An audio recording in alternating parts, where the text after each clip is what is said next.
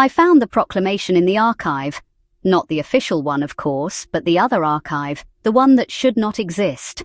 At first, I thought it was a joke, a forgery. The language was absurd, overwritten.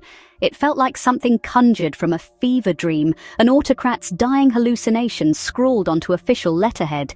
But then I noticed the seal.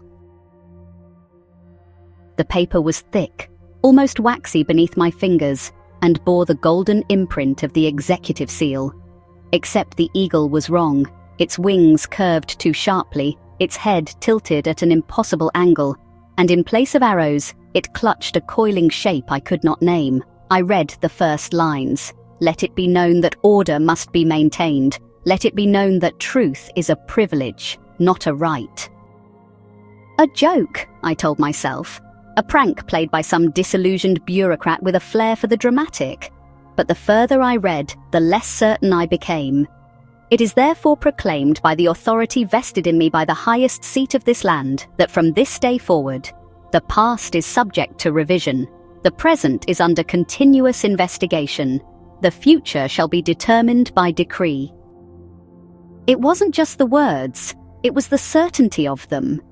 I felt the weight of the proclamation pressing down on my thoughts, as though the act of reading it was rewriting something in me. I should have stopped reading, but of course I didn't. Let it be known that truth is a privilege, not a right. Let it be known that in this great and historic nation, perception is law, and the law is absolute. The words burned in my mind long after I left the office. I told myself it was some elaborate joke, a forgotten piece of Cold War psyops buried in bureaucracy. Yet the more I tried to forget, the more I saw signs of it everywhere.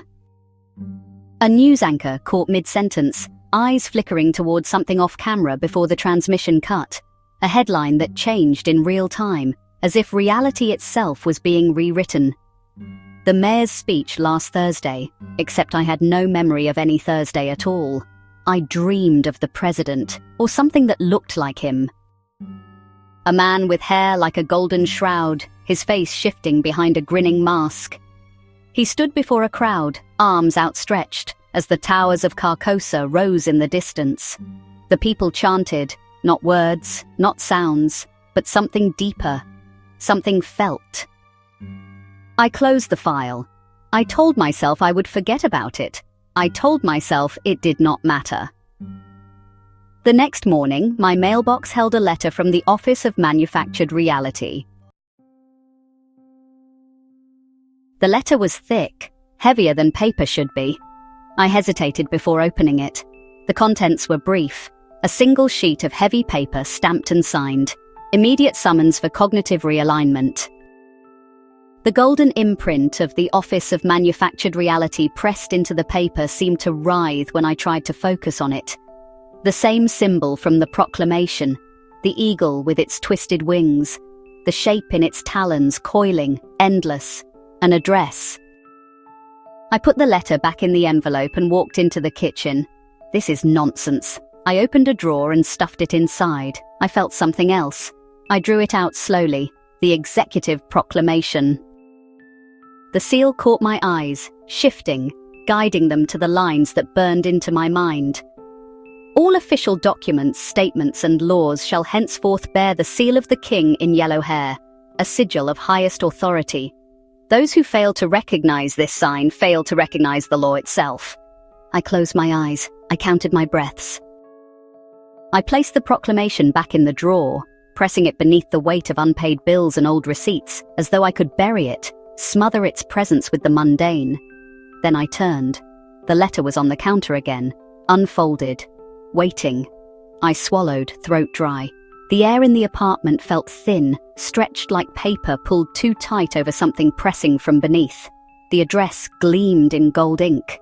I did not remember deciding to go. I was already at the door. I do not remember the drive. There was no route, no city, no passing landscape. Only the steady golden glow of streetlights that did not flicker, did not wane. The road was silent, but not empty. There were cars, I think, but they did not move. Or perhaps I did not. I arrived at a building that should not exist. It loomed without casting a shadow.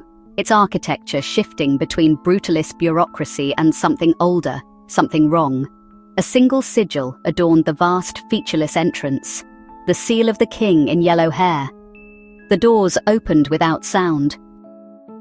Inside, the air smelled of paper and ink, but beneath it was something else, something sweet and cloying, a scent that curled in my lungs and left an aftertaste of memory. The receptionist did not blink as she handed me a form. Her hands were smooth, unlined, featureless. "Please confirm your designation," she said. I looked at the form. There was no name, no birth date, only a single question. "Have you ever existed?" I tried to answer, but the pen was too heavy.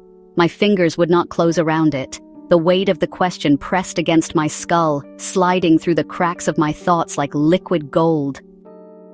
Somewhere in the distance, a voice was speaking, a voice I had heard before. To question the truth is to distort reality. To distort reality is to commit thought crime. I turned. A long hallway stretched before me, lined with doors. Each bore a nameplate, but the names were unreadable, letters curling, shifting, rearranging as I stared. My vision wavered, and I knew that if I opened one, I would find an office with a desk identical to my own. A desk where someone had once sat, where someone had once existed. I walked forward. Somewhere beyond the hallway, beyond the offices and the waiting rooms and the endless bureaucratic corridors, there was a chamber. I did not know how I knew, but I knew. At the end of the hall, there was a single golden door, and behind it, there was no chair, no desk, only a great empty space, vast and depthless, stretching in all directions. At its center stood the president, or something that wore his shape. His hair gleamed like polished metal, shifting from gold to yellow to something that had no name. His face was smooth, expressionless, until it wasn't. The mask flexed, curling into a smile too perfect, too symmetrical, a grin that was not his and had never been. I tried to speak, the air folded around my voice, swallowing it whole. The president raised his hand. "We are pleased with your compliance," he said. He stepped aside.